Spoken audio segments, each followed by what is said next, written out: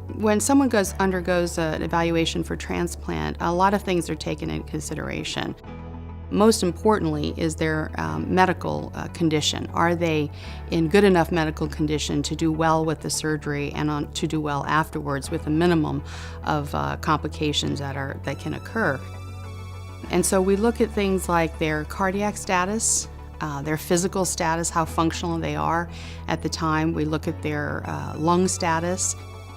Obviously, any active problems such as an infection or an open wound or anything like that needs to be resolved prior to the transplant, again, to optimize the outcomes.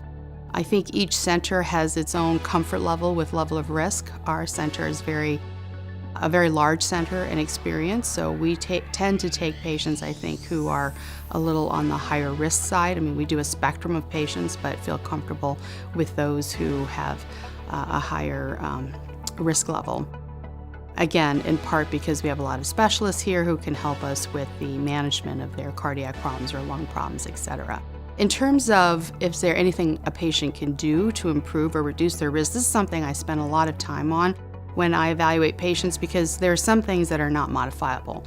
For example, your age. There's nothing you can really do about that. But on the other hand, there are things that are modifiable, and absolutely they should work on that. So for example, if they smoke, it would be really to their benefit to stop smoking, even if it takes 3 months or so to do that. If they are obese, overweight, that can certainly impact their outcomes, and that is also what we consider a modifiable risk factor.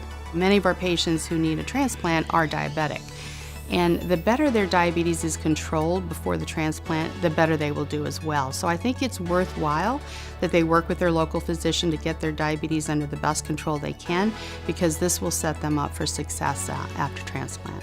We want to get them into a habit of healthy diet, healthy activity, following medications, anything that can get them into a routine so that after transplant, it's not such a difficult transition.